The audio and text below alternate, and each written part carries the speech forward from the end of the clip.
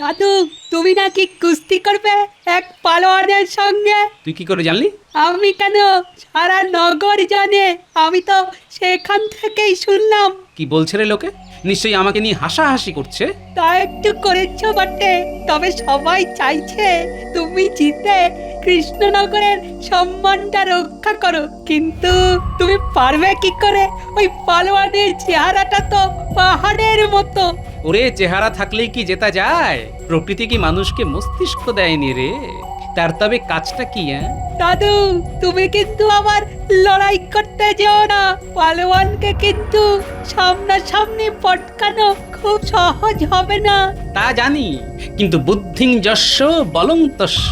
বুদ্ধিটা একটু খাটা, ঠিক পথ পেয়ে যাবি।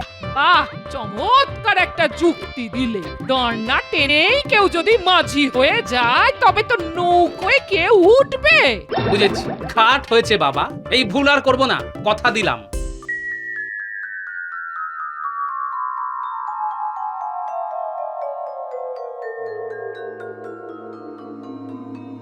মন্ত্রী, একটা জরুরি কাজে কাউকে কয়েকদিনের মধ্যেই বর্ধমান যেতে হবে। সেখানকার মহারাজকে একটা খুব গোপনীয় পত্র পৌঁছে দিতে হবে। তা মন্ত্রী, বলো তো, এই কাজের দায়িত্ব কাকে দেওয়াটা ঠিক হবে? আমার মনে হয় মহারাজ, মন্ত্রী এই কাজের জন্য সবচাইতে নির্ভরযোগ্য ব্যক্তি। তাকেই এই কাজে পাঠানো হোক। গোপাল, এটাই তোমার দোষ। মহারাজ কাকে পাঠাবেন তা ঠিক করবে হয় তিনি, না হয় আমি। তুমি মাঝখান থেকে ফোন কাটছো কেন? মন্ত্রী, ভুলে যেও না, এটা প্রকাশ্য রাজসভা। গোপাল তার বক্তব্য পেশ করেছে মাত্র। মহারাজ, বর্ধমানে যাওয়াটা তো এবার কোনো দামি জিনিস বা সোনাদানা নিয়ে যাওয়া নয়, গোপনীয় চিঠি। তাই এই নিরীহ কাজের উপযুক্ত লোক মন্ত্রী নিজেই। এই কাজের জন্য যাতে আপনি মন্ত্রীকে নির্বাচন করেন, আমি সেই কথাটাই মহারাজকে বলেছি। এবার মন্ত্রী বলুক, আমি কি খুব খারাপ কথা বলেছি মহারাজ? শুধু খারাপ কথাই নয়, অত্যন্ত কুরুচির পরিচয় দিয়েছ গোপাল। সোনাদানা যদি যেতই, তবে কি সেটা নিয়ে যাওয়ার জন্য আমি উপযুক্ত নই? গোপাল কি বোঝাতে চেয়েছে সেটা বোঝার মতো বুদ্ধি আমার আছে। এই দেখুন, একটা সহজ কথা কিভাবে মন্ত্রী একেবারে উল্টো দিকে ঘুরিয়ে দিল। আমি বলতে চেয়েছিলাম, সোনাদানা নিয়ে গেলে রাস্তায় চোর ডাকাতের ভয় থাকে, এমনকি প্রাণের মায়াও মাঝে মাঝে ত্যাগ করতে হয়। কিন্তু একটা চিঠি নিয়ে গেলে তার কি কোনো মূল্য ডাকাতদের কাছে আছে মহারাজ? কিন্তু এই সাধারণ কথাটাই মন্ত্রী তার অসাধারণ বাগ্মিতায় ঠিক উল্টো পথে চালিত করলো। মহারাজ, এই ব্যাপারে আমার আর কিচ্ছু বলার নেই। এই আমি চুপ করলাম। আপনি যে সিদ্ধান্তই নেবেন আমি মাথা পেতে নেব মহারাজ। তাহলে আমিই বলি, কে যাবে? গোপাল ঠিক কথাই বলেছে, এটি রাজকার্যের মধ্যেই পড়ে। তাই মন্ত্রীকেই আমি নির্বাচিত করছি এই কাজের জন্য। কি মন্ত্রী, রাজি তো? আমি আর কি বলবো মহারাজ, গোপালই তো আমার হয়ে সব বলে দিয়েছে। সহজ করে কথা বলেন না কেন? আপনি যাবেন কি যাবেন না সেটা মহারাজকে স্পষ্ট করে বলে দিন না। আগে গোপাল যখন চাইছে তখন আমিই যাব। মহারাজ, আপনিও সেটাই চাইছেন, তাই আমার কাজ আমাকে বুঝিয়ে দিন, আমি যাওয়ার জন্য প্রস্তুত। উত্তম উত্তম। তাহলে যাওয়ার জন্য তৈরি হও, এবং সেটা যত তাড়াতাড়ি সম্ভব।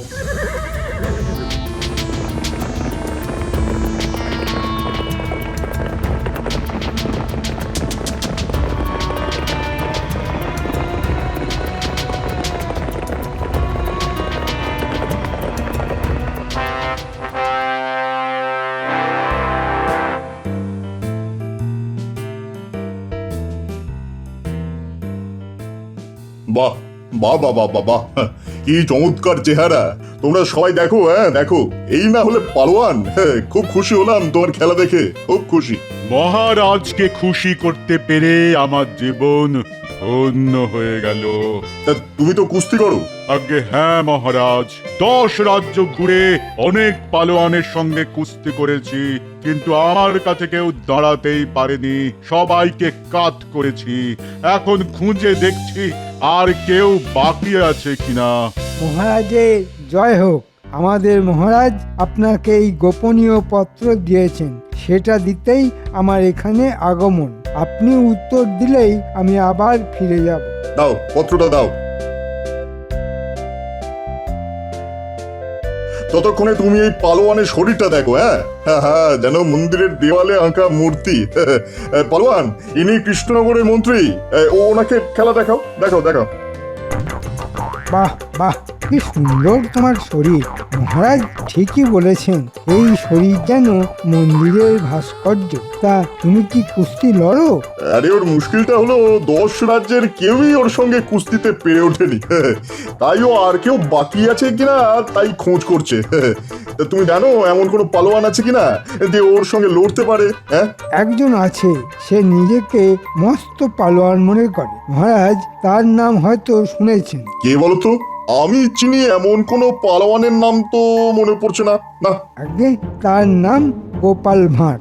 গোপাল মানে তোমাদের রাজ্যের ভাঁড়? হ্যাঁ, তাকে তো চিনি। সে আবার কবে থেকে কুস্তিগির হলো? হ্যাঁ, মহারাজ, গোপাল জীবনে অনেক কিছুই করেছে। প্রথমে কুস্তিগির হওয়ার চেষ্টা করেছিল, সেখানে সবার কাছেই হারতে হারতে নাপিত হলো। সেখানেই এর চুল কাটতে গিয়ে ওর কান কাটে, আবার এর গোপ কাটতে গিয়ে ওর মাথা মুড়িয়ে দেয়। তারপর আমাদের মহারাজকে ভালো মানুষ পেয়ে তার ভাঁড় হয়ে গেল। তবে শুনেছি ওনাকে এখনো কুস্তির আখড়ায় যায়। কি বলছো? মানে কিছু তো বুঝতে পারছি না। গোপাল কখনো কুস্তি করতো এটা তো আমি বিশ্বাসই করতে পারছি না। হ্যাঁ, আচ্ছা, আপনার পালোয়ানকে বলুন ও যেন বলে সে কৃষ্ণনগরের পালোয়ান গোপাল ভাঁড়ের সঙ্গে লড়তে চায়। এই কথা রটিয়ে দিলেই দেখবেন গোপাল রাজি হয়ে যাবে। এ ব্যাপারে আমি আপনার সঙ্গে বাজি ধরতে পারি, আর এই রটনার কাজটা আপনিই করবেন। কে এই গোপাল ভাঁড়? আমি ওকে কিসে সব হাড় গোড় ভেঙে দেব। না না, তা করতে যেও না পালোয়ানজি, প্রাণে মেরো না। দেখো পালোয়ান, গোপাল যেন প্রাণে বেঁচে থাকে। হ্যাঁ, মাটিতে বারবার ফেলো, কিন্তু দেখো ওর যেন কোনো গুরুতর আঘাত না লাগে। বুঝেছো তো? যথাজ্ঞা মহারাজ।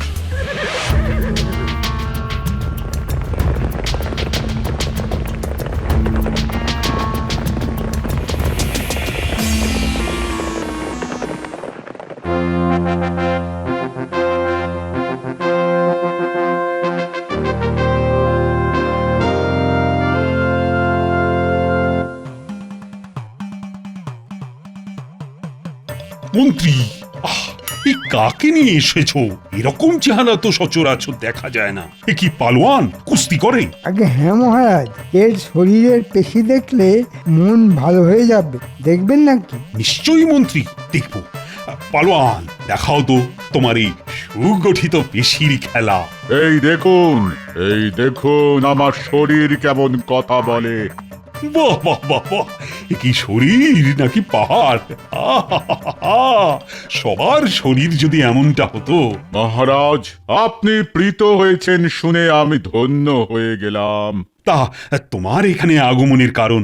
মহারাজ, 10 রাজ্য ঘুরে এমন কোন পালোয়ান পেলাম না যে আমার সঙ্গে কুস্তিতে জয়লাভ করেছে, তাই এখানে এলাম। এখানে কেন? মানে সেরকম পালোয়ান এখানে আছে বলে তো শুনিনি যে তোমার মতো ভীমের সঙ্গে লড়াই করতে চায়। মহারাজ, শুনেছি আপনার সভায় গোপাল ভাঁড় বলে একজন পালোয়ান আছে। আমি তার সঙ্গে লড়তে এসেছি। তাকে হারাতে পারলে কোনো রাজ্যেই আমার আর কোনো প্রতিদ্বন্দ্বী থাকবে না। হ্যাঁ, কি কি কি বললে তুমি? গোপাল ভাঁড় সে লড়বে তোমার সঙ্গে কুস্তি? এই বুদ্ধি তোমাকে কে দিয়েছে? নিশ্চয়ই আমার মন্ত্রী। মহারাজ, এমন কাজ আমি করতে পারি? গোপাল আমার কতদিনের সহকর্মী, তার কোনো ক্ষতি হোক সেটা আমি চাইবো? এটা হতে পারে? পালোয়ান, কে তোমাকে গোপালের নাম বলেছে? সে যে পালোয়ান সেটাই বা তোমাকে কে বলল? বর্ধমানে সবাই মহারাজ, ওরা বলল গোপাল মস্ত পালোয়ান। ওকে যদি তুমি পরাজিত করতে পারো তবেই বুঝবো তুমি সর্বশ্রেষ্ঠ কুস্তিগীর। মহারাজ, এই কথাটা পালোয়ানজি ভুল কিছু বলেনি। আজ পর্যন্ত আমাকে কেউ হারাতে পারেনি। আর পালোয়ান যখন চাইছে, হয়তো অনেকেই তাই চেয়েছে, তাই আমি রাজি মহারাজ। কি বলছো তুমি গোপাল? এই ভীমের মতো পালোয়ানের সঙ্গে তুমি লড়াইটা করবে আর তোমার মৃত্যুর জন্য দায়ী হয়ে থাকবো আমি? না না না না, সেটা হতে পারে কখনো?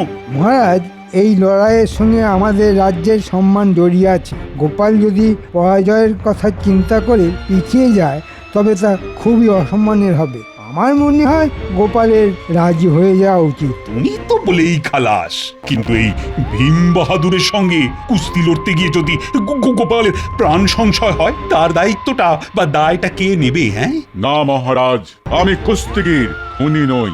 গোপাল ভাঁড়কে শুধু 2 পাক আকাশে ঘুরিয়ে আলতো করে মাটিতে শুইয়ে দেব। আমি আপনাকে কথা দিলাম। মহারাজ, এর উল্টোটাও তো হতে পারে, আপনি দুশ্চিন্তা করবেন না। দাদু, তুমি নাকি কুস্তি করবে এক পালোয়ানের সঙ্গে? তুই কি করে জানলি? আমি কেন, সারা নগর জানে। আমি তো সেখান থেকেই শুনলাম। কি বলছে রে লোকে? নিশ্চয়ই আমাকে নিয়ে হাসাহাসি করছে। তা একটু করেছ বটে, তবে সবাই চাইছে তুমি জিতে কৃষ্ণনগরের সম্মানটা রক্ষা করো। কিন্তু তুমি পারবে কি করে? ওই পালোয়ানের চেহারাটা তো পাহাড়ের মতো। ওরে, চেহারা থাকলেই কি জেতা যায়? প্রকৃতি কি মানুষকে মস্তিষ্ক দেয়নি রে? তার তবে কাজটা কি? দাদু, তুমি কিন্তু আবার লড়াই করতে যেও না। পালোয়ানকে কিন্তু সামনাসামনি পটকানো খুব সহজ হবে না। তা জানি, কিন্তু বুদ্ধিং যস্য বলং তস্য। বুদ্ধিটা একটু খাটা, ঠিক পথ পেয়ে যাবি। তুমি ভাবো, আমরা কাজটা করে দেব। একটু ভেবে তারপর তোদের বলবো। আচ্ছা।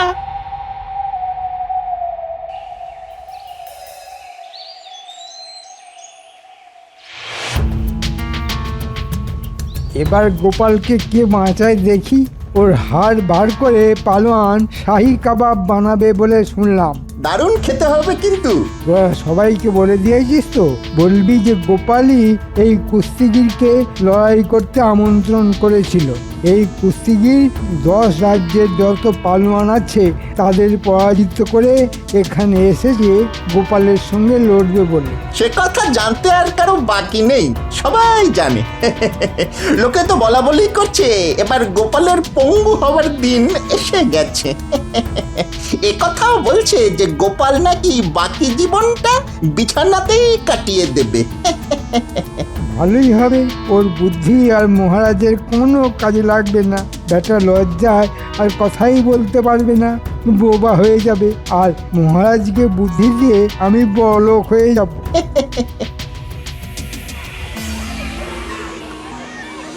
দেখে নিন, এই সেই পালোয়ান যার সঙ্গে গোপালের লড়াই হবে। সবার কিন্তু আশা চাই। এটা গোপাল কি করলো? এই ভীমের মতো পালোয়ানের সঙ্গে কুস্তি করবে আমাদের গোপাল ভাঁড়? এ তো আত্মহত্যা করা সামিল। গোপালের মতন বুদ্ধিমান মানুষ শেষ পর্যন্ত এভাবে মরবে, এটা কিন্তু মানা যাচ্ছে না। বলি তখনই পই পই করে বলেছিলাম পাট কাঠি দিয়ে মুগুর ভেজো না। কোথা থেকে কি হয়ে যায় দেখলে তো? তুমি চিন্তা করো না তো, লড়ার অনেক কায়দা আছে, তুমি তার সবটা জানো না। আমি তো কিছুই জানি না। যখন হাত পা ভেঙে বিছানায় পড়ে থাকবে তখন তো সেবা আমাকেই করতে হবে। কেউ এসে কি কোনো খোঁজ নেবে? কেউ এসে কি কিছু করে দিয়ে যাবে? আমি কারো সেবা নেই না গিন্নি, বরং অন্যের সেবা করি। সে যাকে, এখন যা বলি সেটা ভালো করে শোনো। এই তোরাও শোন। আমি তো জানি রাখে গোপাল, মারে কে। এমন একটা বুদ্ধি বার করবে যে ওই বেটা পালোয়ান পালাতে বাধ্য হবে। আগে কথাটা তো শোনো। গিন্নি, তোমার ভাঁড়ারে যত গুড় আছে তা পুঁটির বাবার হাতে দিয়ে দাও। কুস্তিতে গুড় কেন লাগবে ঠিক বুঝলাম না তো। আগে কথাটা শোনোই না, তারপর যা বলার বলবে। আগে দুঃখিত। হ্যাঁ, যা বলছিলাম। গিন্নি শোনো, তোমার হাতে যত গুড় আছে তা নিয়ে জামাই যাবে লড়াইয়ের মাঠে। যেখানে কুস্তির দাগ কাটা আছে সেখানকার মাটিতে গোল করে গুড় ছড়িয়ে রাখবে, মাটির সঙ্গে মিশিয়ে। কেউ যেন তা আগে থেকে বুঝতে না পারে। আর গুলটে, তোকে একটা কাজ করতে হবে, পারবি তো? দাদু, কোন কাজটা আমরা পারিনি? তুমি যেভাবে বলবে সেভাবেই করব। বেশ, তবে একটা কাজ কর, পিঁপড়ে ভর্তি কিছু মাটি নিয়ে আসতে পারবি? বেশ অনেকটা। মাঠের গুড় পেলে যেন তাড়াতাড়ি তারা গুড়ের মধ্যে ঢুকে যায়। কিরে, পারবি তো? পিঁপড়া ভর্তি মাটি তো আমাদের বাগানেই আছে। মাটিটা ঝুড়ো, একটা ঠোঙায় করে নিয়ে যেতে হবে। তুই ওই মাটিতে বেশ কিছুটা গুড় ছড়িয়ে আয়। কাল সকালের আগেই ওই মাটি আমাকে ঠোঙায় করে দিয়ে দিস, কেমন? বুঝেছি। আমি কাল কেউ ঘুম থেকে ওঠার আগেই পিঁপড়া ভর্তি মাটি তোমাকে দিয়ে যাব। সাব্বাস ছেলে। কাজটা কিন্তু ভালো হলো না মহারাজ। এটা মন্ত্রী চালাকি বলেই মনে হচ্ছে। আমি তা জানি রানী। গোপালকে পঙ্গু করে দেওয়ার জন্যই ও ওই পালোয়ানকে এখানে ডেকে এনেছে। কিন্তু গোপাল যে কেন রাজি হতে গেল? ও তো না করলেই হয়ে যেত। মহারাজ, গোপাল নিশ্চয়ই কোনো উপায় বার করে রেখেছে। ওহ, তোমার কথাই যেন সত্যি হয় রানী, আমাদের গোপালের যেন কোনো ক্ষতি না হয়।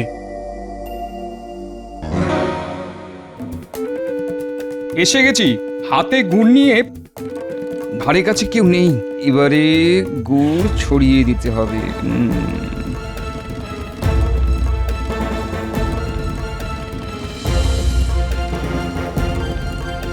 ওই তো গাছটা, ওর মাটিতেই পিঁপড়ের বাসা ভর্তি। এবার আরো গুড় ছিটিয়ে দিলাম, কত খাবি খা। কাল সকালে কিন্তু কাজের কাজটা করতে হবে। কিরে, বুঝলি রে লক্ষ্মী পিঁপড়ের দল? যাক, কুস্তির জায়গাটা একেবারে গুড়ে মাখামাখি করে দিয়েছি। কাল এমনিতেই এমন পিঁপড়ে আসবে যে পালোয়ানের পালানো ছাড়ার কোনো পথ থাকবে না।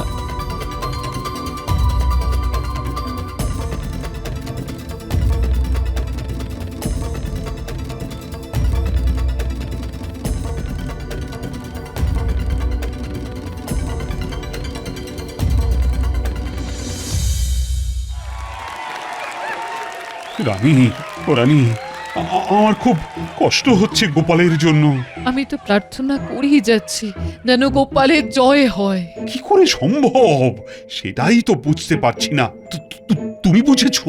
না, তা বুঝিনি। তবে গোপালের মুখে কোনো ভয়ের চিহ্নই দেখতে পাচ্ছি না। তার মানে ও একটা উপায় বার করেছে। আপনি এ বিষয়ে চিন্তা করবেন না মহারাজ। আমার একদিকে আছে আমাদের গোপাল, যাকে আপনারা ভাঁড় বলেই জানেন। খুব ভালো কথা বলে। সেটা কতটা কাজের আর কতটা অকাজের সেটা নিয়ে আমি কোনো মন্তব্য করতে চাই না, অন্তত মহারাজের সামনে। উনি সবই জানেন। শুনলে রানী, গোপালকে কিরকম অপমান করছে মন্ত্রী। আমার ইচ্ছে করছে না গিয়ে ওর কানটা মুলে দিই। তা আমাদের গোপাল ভাঁড়ের খুব নামডাক, তা আপনারা সবাই জানেন। তা শুনে এই পালোয়ান সুদূর দেশ থেকে এখানে এসেছে গোপালের সঙ্গে কুস্তি লড়ার জন্য। আর হ্যাঁ, গোপাল এই পালোয়ানের সঙ্গে লড়ার ইচ্ছেতে রাজি হয়ে যায়। আজ তারই পরীক্ষা হবে। আসুন আমরা এখন এই কুস্তি দেখি। এই দেশ, এই রাজ্য আমার জন্মস্থান, তার সম্মান বজায় রাখতে আমি লড়াইতে রাজি হয়েছি। কিন্তু কুস্তি শুরুর আগে আমি দেশের মাটিতে একবার প্রণাম করতে চাই। যদি এই সুযোগ আর আমার সামনে না আসে তাই। শুনলে রানী, শুনলে গোপাল কি বলল? সত্যি ওর মতো দেশপ্রেমিক আমি কখনো দেখিনি। সাবাস, সাবাস গোপাল। মহারাজ, এক্ষুনি কুস্তি শুরু হবে। আপনি মন দিয়ে গোপালের লড়াই দেখুন। যতক্ষণ আমার ধরে প্রাণ আছে ততক্ষণ এই মাটির অসম্মান আমি হতে দেব না। এটা আমার প্রতিজ্ঞা। কারোর সাধ্য নেই এই কাজ থেকে আমায় বিরত করতে পারে। দেশের ভূমি প্রণাম আমার হয়ে গেছে, এবার আমি লড়াইয়ের জন্য প্রস্তুত। এসো হে পালোয়ান, দেখি তোমার দেহে কত শক্তি আছে। তোমার সঙ্গে কুস্তি লড়তে হচ্ছে সেটা ভেবেই আমার হাসি পাচ্ছে। কত ইয়া বড়া বড়া চেহারার পালোয়ানকে আমি মাথায় তুলে মাটিতে ফেলে দিয়েছি, আর তুমি তো তাদের কাছে নস্যি। ধরবো আর মাটিতে আছাড় মারবো। আরে পালোয়ান, কাছে তো আগে এসো, আমি তো আর পালিয়ে যাচ্ছি না।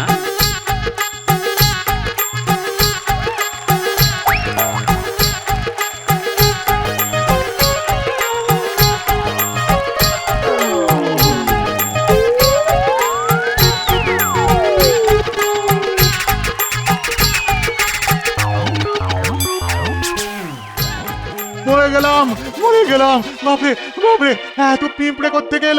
মরে গেলাম, মরে গেলাম, মরে গেলাম। গোপাল, গোপাল, গোপাল। না না, আমি আর পারছি না, আমি আর পারছি না। পালাই পালাই পালাই, আমি লড়বো না, আমি পালাবো, আমি পালাবো। আরে পালোয়ান পালাচ্ছে, এও কি সম্ভব রানী? সব সম্ভব।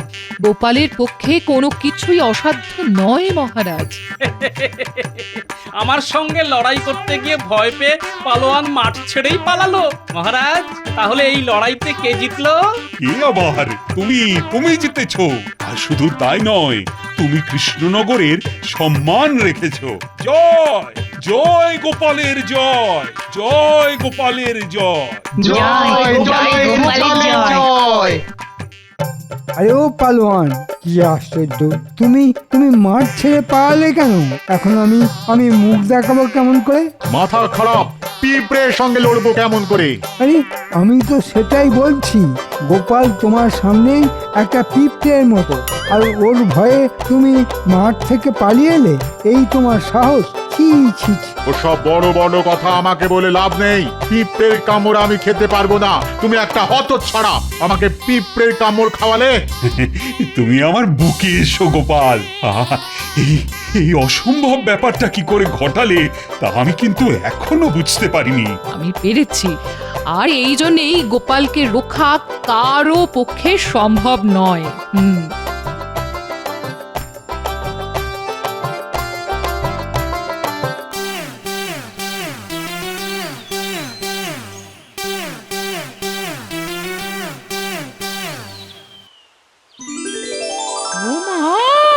তুমি হেঁটে হেঁটে বাড়ি ফিরছো? হ্যাঁ, আমি তো মাছগুলো সব ফেলে দিয়েছি। হ্যাঁ, এখন যাচ্ছিলাম সাদা থান কাপড় কিনতে। হ্যাঁ, আচ্ছা, আমার পাটকাঠি দুটো কোথায় গেল বলো তো? এখানেই তো রেখেছিলাম। দেখো, ওই যে দুটো মুগুর কিনে এনেছি। হ্যাঁ, তুমি যে এত বড় কুস্তিগীর তা তো আগে জানতাম না। হ্যাঁ, এখন জেনেছি, তাই তো নিয়ে এলাম গো। এই মুকুর দুটো তোমায় আমি উপহার দিলাম।